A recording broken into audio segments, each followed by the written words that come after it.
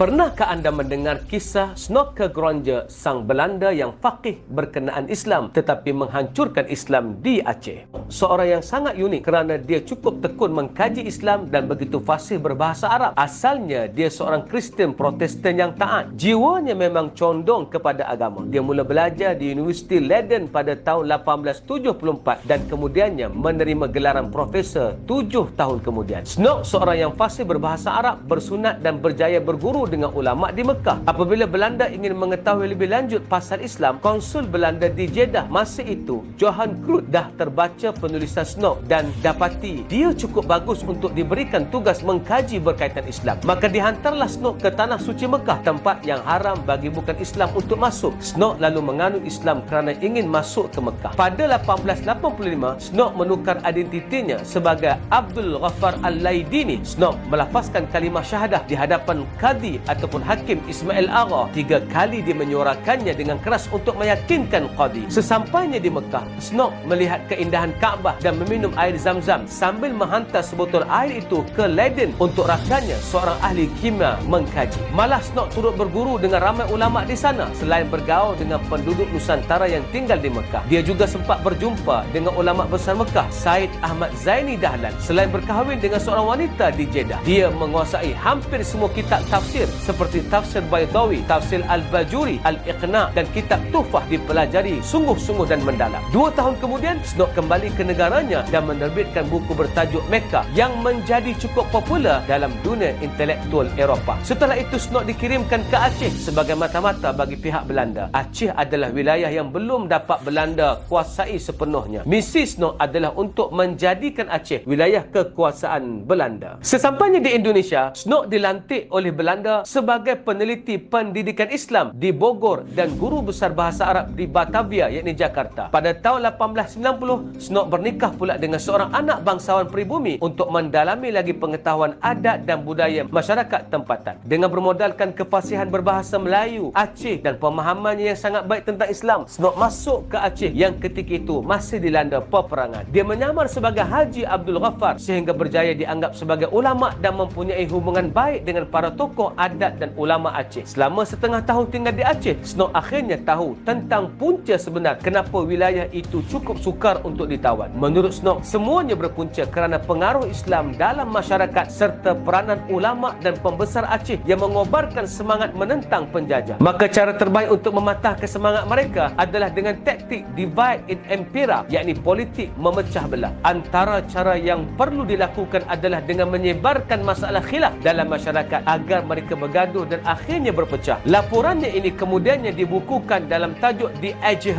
yakni Rakyat Aceh. Pada 22 Mei 1892, Snorke Gronje menulis laporan bertajuk Aceh Beslah, iaitu tentang bagaimana perlu diubah dari strategi ketenteraan di Aceh kepada teknik pecah belahkan masyarakat Aceh. Seterusnya, pada 1898, Snorke dilantik sebagai penasihat rasmi pemerintah kolonial dan menulis sekitar 1,400 makalah tentang Aceh dan Islam di Indonesia. Setelah taktik ketenteraan ditukar, barulah Kesultanan Aceh dapat ditakluk. Maka pada tahun 1903, Belanda berjaya menakluk Aceh setelah 30 tahun perang melawan Aceh. Snorke ditawarkan jawatan Gubernur Aceh, tetapi Snorke menolak sebab kecewa kerana saranannya supaya Aceh tidak ditakluk dengan kekerasan tidak diterima. Setelah kembali ke Belanda, Snorke mula fokus dalam dunia akademik. Dia dilantik sebagai rektor Universiti Leiden selepas itu sehingga dia menghembuskan nafas terakhir. Pada 16 Julai 1936, Snorke tidak pernah mengungkapkan dengan jelas sama ada dia benar-benar Islam atau tidak. Apa yang pasti, dalam sejarah, Snorke adalah munafik yang menghancurkan kekuasaan Islam di Aceh dengan menggunakan Islam. Kisah Snorke ini memberikan kita gambaran punca Islam boleh runtuh apabila berlaku perpecahan dalaman. Walaupun perpecahan itu berpunca dari perselisihan dalam perkara khilaf, kini umat Islam terlampau bertelagah dalam perkara khilaf. Apa yang pasti, umat tengah lemah kerana mereka terpedaya dengan khilafiyah seperti yang dilakukan Snorke menyebarkan perkara khilaf dalam masyarakat Aceh. Semoga kisah Snorke ini menjadikan kita pengajaran bahawa musuh sangat licik dalam menghancurkan Islam hatta sanggup berpura-pura masuk Islam demi merosakkan Islam dari dalam. Benarlah firman Allah, wa'tasimu bihablillahi jami'a wa la tafarraqu. Berpegang teguhlah kamu pada tali Allah, jangan berpecah belah. Ali Imran